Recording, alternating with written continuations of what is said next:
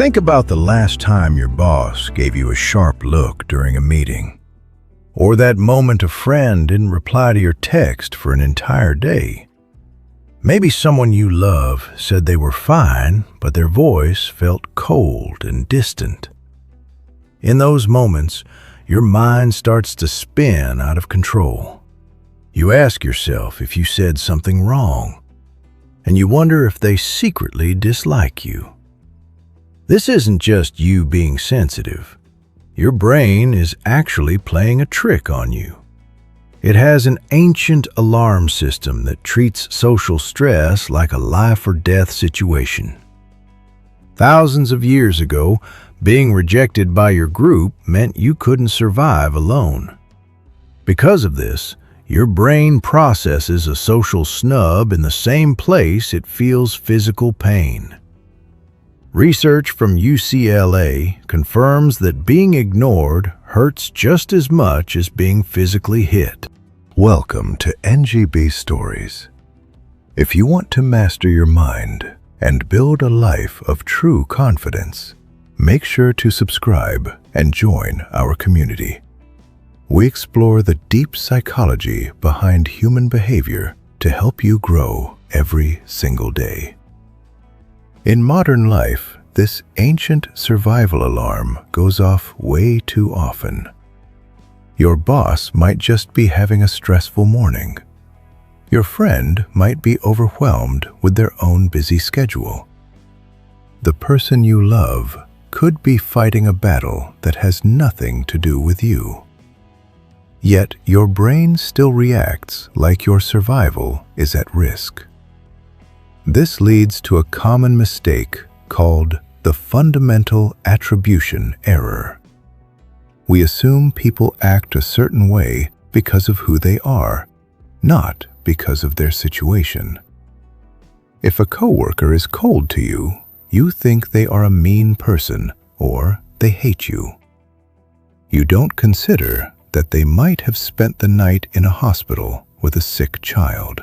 Statistics show that over 70% of the time, we blame someone's personality instead of their circumstances. We ignore the hidden context and assume the problem is us. Then there is the egocentric bias. This is the false belief that everyone is paying close attention to us. You might spend all night worrying about one awkward thing you said. You imagine everyone is judging you for it. But the truth is, most people forgot about it in minutes. They're too busy worrying about their own lives. Studies show people think 62% of others remember their mistakes, but the real number is only 8%. Most of the judgment you fear only exists inside your own head. Your brain hates uncertainty because it feels dangerous. When it doesn't know the truth, it picks the easiest answer. It tells you that everything is your fault. This gives you a fake sense of control. If it is your fault, you think you can fix it. But this shortcut only creates deep anxiety and insecurity. Over time, these thoughts turn into core beliefs. You stop saying, "I made a mistake," and start believing, "I am a mistake." This is called confirmation bias. Your brain starts looking for proof that you aren't good enough. You begin to live based on your fears instead of who you really are. Consider a programmer named David who thought everyone saw him as awkward. Because he believed this, he started acting that way. He became the very thing he feared, even though no one had labeled him that way. When you take everything personally, you react to other people's issues as if they are attacks on you. But much of what feels personal is actually a projection. People project their own insecurities onto you like a mirror. They displace their stress and anger onto whoever is nearby. Some people put others down just to feel higher themselves. And others try to control you because they are afraid of losing you. Recognizing these patterns is what truly sets you free. Instead of asking why they are treating you this way, ask what they are struggling with. This shift changes your entire perspective. You move from being defensive to being understanding. You move from blaming yourself to setting healthy boundaries. This is how your inner life begins to transform. We often think social success comes from charisma or luck, but social influence follows rules just like gravity. Once you understand these rules, you stop begging for approval. You start to attract it naturally. Think of people who draw others in without even trying. They aren't always the smartest or most attractive. What they have is alignment. Their thoughts, words, and actions all send the same clear signal. This clarity gives them social weight. Most people lack this alignment because they try too hard to be liked. They over-explain themselves and seek constant reassurance. They change who they are just to avoid a small conflict. Ironically, the harder you chase approval, the less people value you. When you chase, you signal that you don't believe in your own worth. Social magnetism starts with a single internal shift. You stop waiting to be chosen, and you start choosing yourself. You stop trying to fit into every room and ask if the room is right for you. You stop performing for others and start expressing your truth. People are naturally drawn to those who don't need them. High-status individuals actually speak less. They speak with certainty and don't rush to justify their existence. They don't apologize for taking up space. Presence is something people feel, not something you demand. This is not about being arrogant. My arrogance is just insecurity wearing a mask of superiority. The true social gravity is quiet and simple, where you recognize your own worth so you don't need others to validate it. And paradoxically, that is exactly what makes others value you more. We become influential by learning how to stop trying to impress everyone. Well, the goal isn't to get attention, but to build a life that deserves it. Now, to do this, you need 3 pillars: self-ownership, emotional autonomy, and value clarity. Now, self-ownership means you define your own identity. Emotional autonomy means you control your feelings, not the reactions of others. And value clarity means you know exactly what you stand for and what you won't tolerate. When these 3 pillars merge, you become gravitational. Well, you don't have to copy extroverts or learn social tricks. Influence becomes a natural byproduct of your internal structure. But we must look at the root of why words hurt us so much. Why does a single criticism stay in your head for days?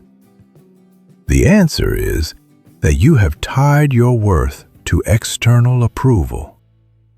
You built your house on a foundation of sand, and every small wind makes it shake. True inner worth is a belief rooted in your existence alone.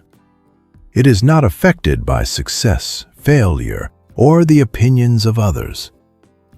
It says you are valuable simply because you exist.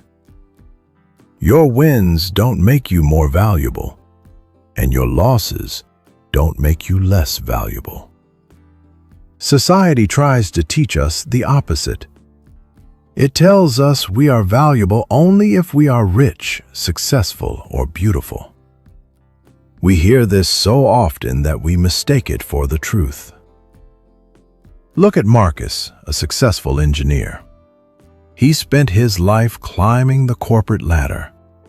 Every promotion made him feel worthy, and every setback made him feel like a failure. When his startup eventually failed, he collapsed emotionally. He fell into depression, and his health declined. His worth was tied to his success, and when the success left, his value went with it. He never learned that he was worthy regardless of his bank account. Psychology says there is a big difference between self-esteem and self-worth. Self-esteem is based on your skills and what people think of you.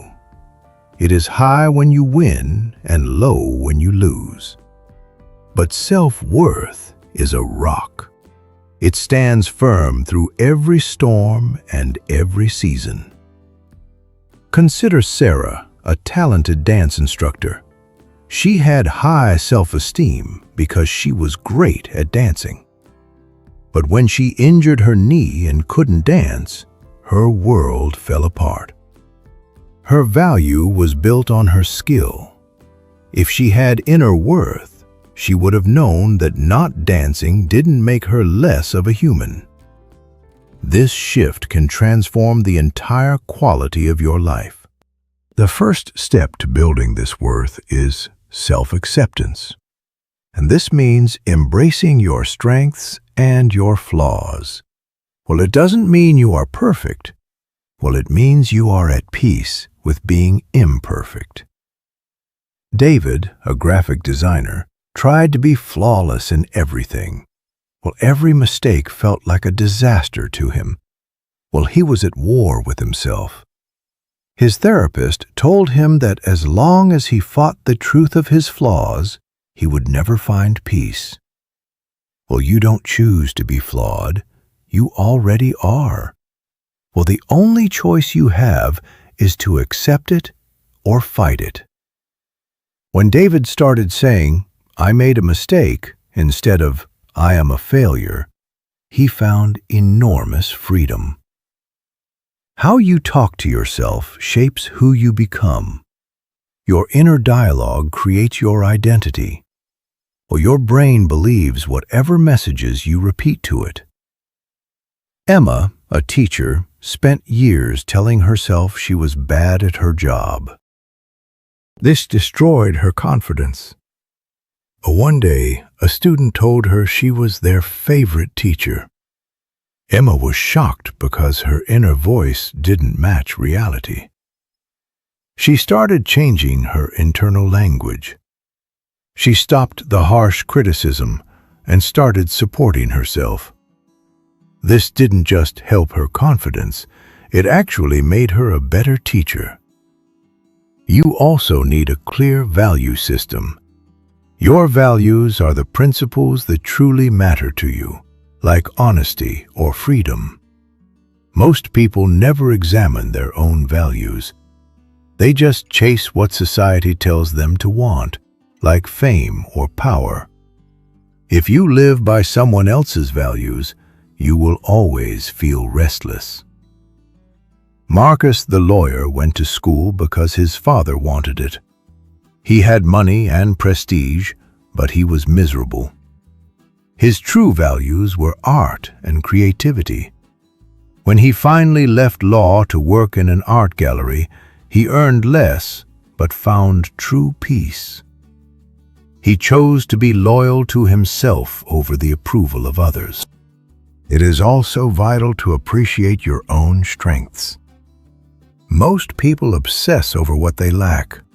They ignore their best traits as if they are nothing. Sarah the nurse was incredibly compassionate, but she thought everyone was like that. She didn't see her own value. A simple exercise is to write down one positive thing you did every day.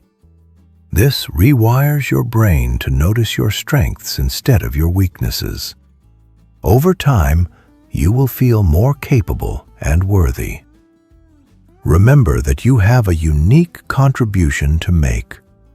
You are a one-of-a-kind combination of experiences and talents. Comparison is a trap that will always make you feel inadequate. There will always be someone ahead of you in some way.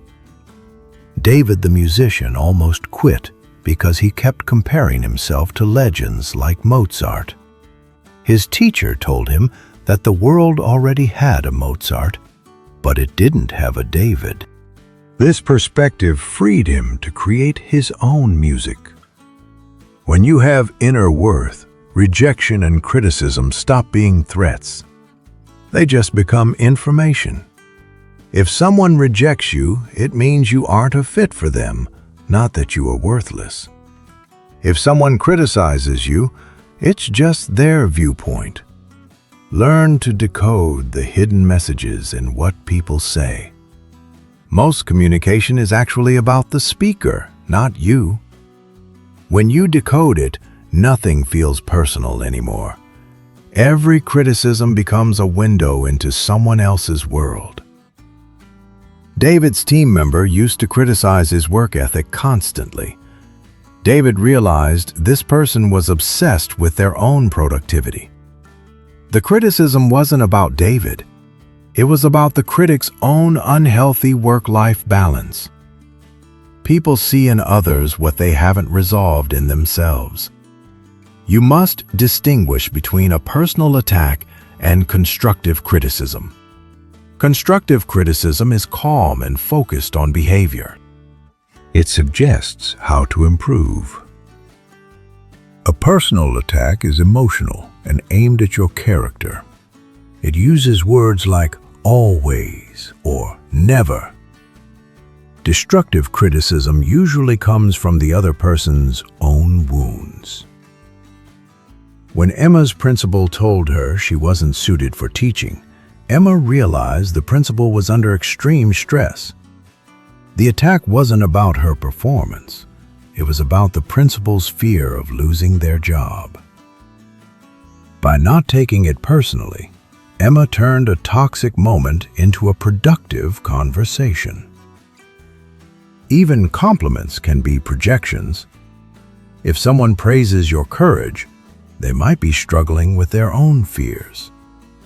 This understanding keeps your ego from getting too big. Also, look at the intensity of someone's reaction. If someone explodes over something small, they are likely dealing with past trauma. Sarah once had a client blow up over a color choice. She later found out the client had lost a lot of money in a previous campaign due to a similar color. The anger wasn't about Sarah. It was old pain being triggered. Every person's communication style is a map of their inner world. Someone who blames others is usually trying to avoid responsibility because they were blamed as a child. Someone who says we values the group, while someone who says I might need ego recognition. Our reactions are shaped by our past. Marcus reacted defensively to small critiques because his father was always hard on him. Sarah panicked when friends replied late because she was ignored as a child. When people have extreme reactions, they aren't reacting to you.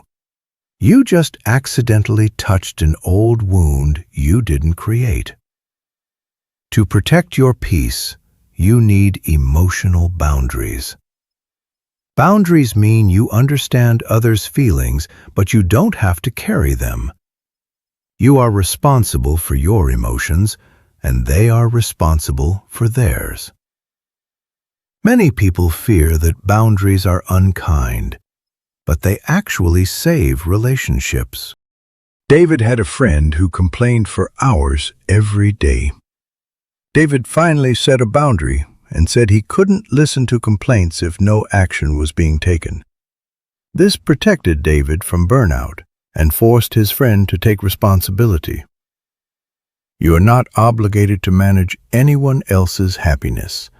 Emma's mother always blamed her for being unhappy.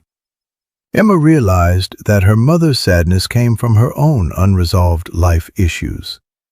When Emma stopped feeling guilty, her mother actually started building her own life. Use an interpretation boundary as well. Someone's opinion of you is their reality, not yours. This turns an attack into simple information. Protect your energy from toxic people and set standards for how you expect to be treated. Respect is not negotiable. Criticism can actually be fuel for your growth if you handle it right. The secret is to connect criticism to your development, not your identity. Marcus used to get defensive during code reviews, but then he started asking for examples on how to improve. This made him a better engineer and improved his work relationships. Constructive criticism is like a mirror that shows you your blind spots. It is worth its weight in gold. The formula is simple: listen, think, thank, and apply. Don't spend your time building a defense in your head while the other person is talking. Really listen. Successful people like Jeff Bezos and Steve Jobs didn't avoid criticism. They looked for it.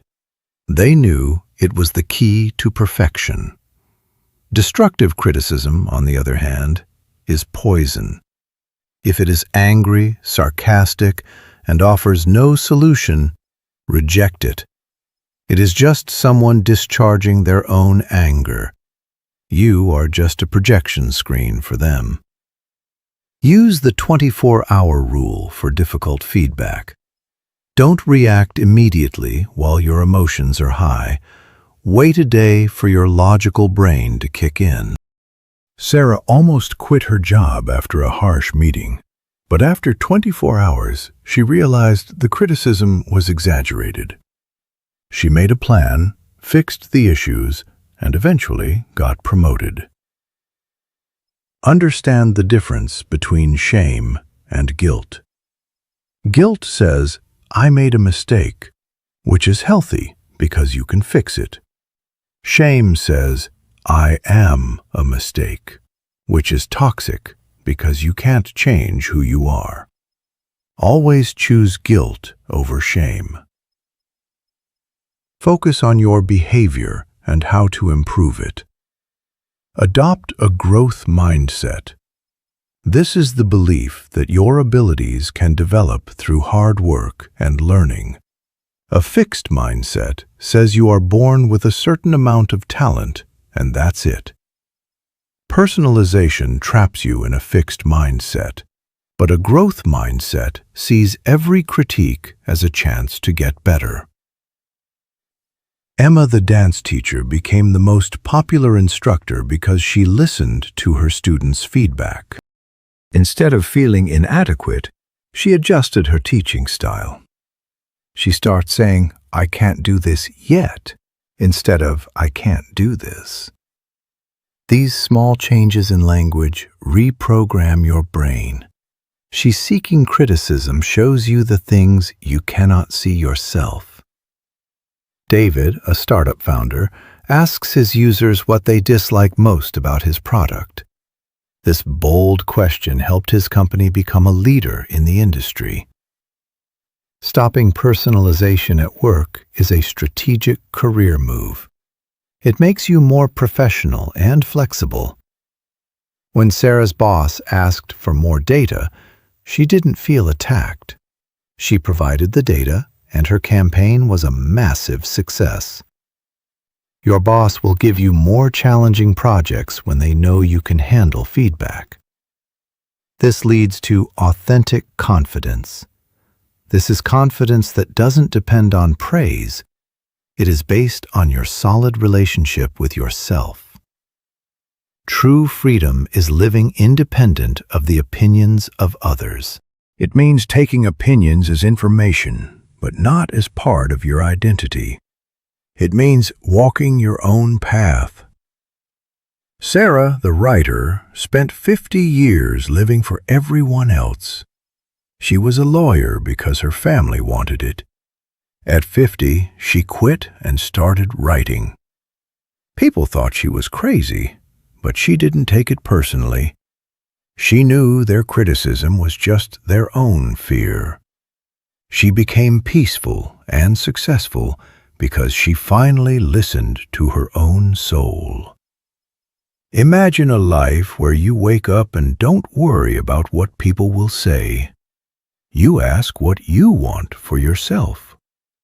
Your relationships are real and protected by boundaries. You don't have to wear a fake mask. At work, you make decisions based on your values. You use criticism to grow stronger every day.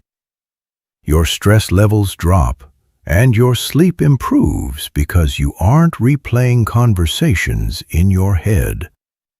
You become your own best friend instead of your harshest critic. You choose a social circle that supports you and accepts you as you are. Now, this transformation won't happen overnight. It takes daily practice and determination. But the price of this effort is your freedom, and that is a price always worth paying.